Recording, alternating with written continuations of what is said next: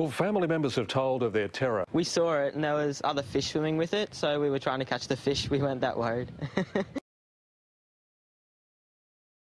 So I just got so scared. I was like, oh, I needed like a change of pants or something.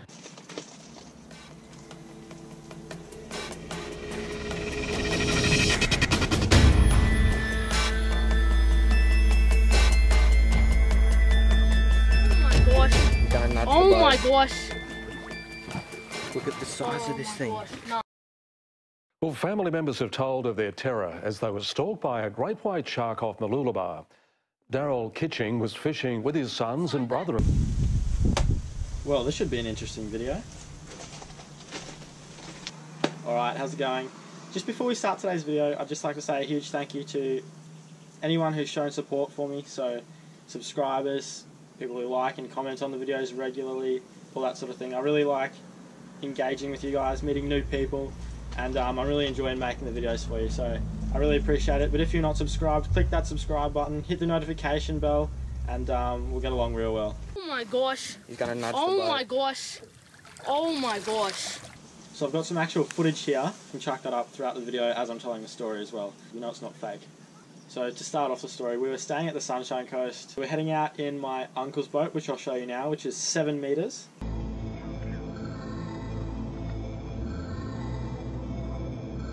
Now, the plan for the day was to head out to a reef that was 5 kilometers out. We were on the way to the spot, and I'm pretty sure we were nearly there, and we saw these 2 kayakers all the way out there. We get out to the mark, and we're sitting there fishing, and then all of a sudden we just hear the biggest splash, so we all swing around, look up the front of the boat, and there's just this whale, and it's just slapping the water. It's got its calf next to it, just slapping the water so hard. I don't have a video of the actual day, but here's a whale doing the exact same thing that I got a few months ago.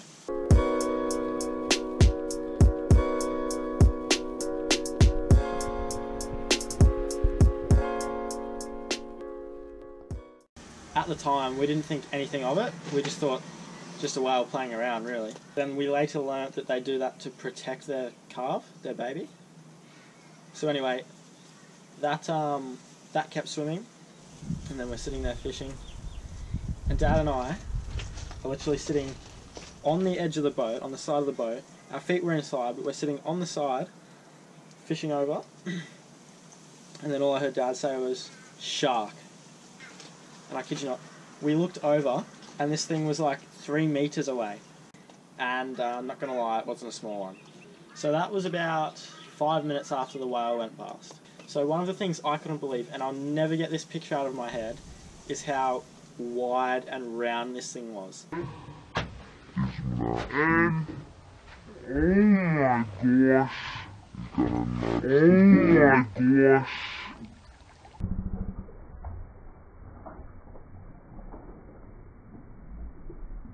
Like, I reckon you could fit a whole fridge inside it. And long as well. This thing was 5 meters. As my brother says in the news interview, nearly to the end. The shark was like probably 3/4 of the size of the boat. Obviously we were a bit shocked, so safety came first. Like, the call was to just hang on, stay inside the boat, don't stuff around on the edges or anything like that. But with this story, there are actually some really interesting things to consider. So the first one is obviously the kayakers, the 2 kayakers. They were actually pretty close to our mark, so it would just have been really scary knowing that that shark would have come across them, you know. Like I said, the whale slapping the water was protecting its calf. We thought it was just mucking around, like, we had no idea. And they do slap the water to muck around a bit, but, you know, it was just continuously slapping it, protecting its calf. The really big one is this was on a dead calm day. There was not a breath of wind, like it was just that glassed out, and the water was just so clear. Like, you could see for miles, and this thing, we did not even know it was there. It did not break the surface, did not make a ripple or noise until it was 3 meters away. That's when we saw it, and it was coming straight towards us, you know. And another thing that's really eerie is we were only 5 kilometers off popular Sunshine Coast beaches.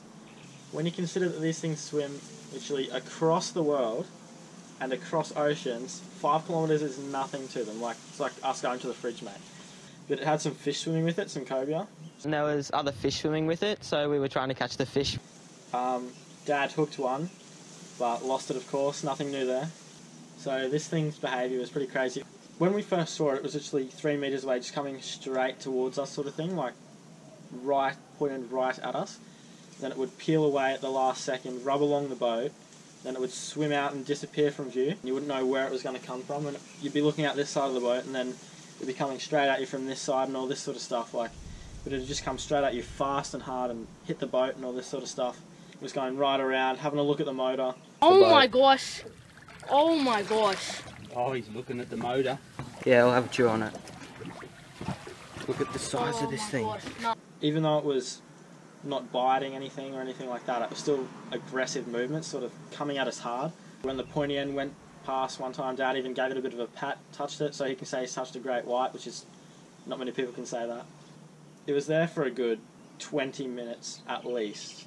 Matthew's brother William says the shark swam around the boat for about 20 minutes. And when it disappeared from view one time, it just didn't come back.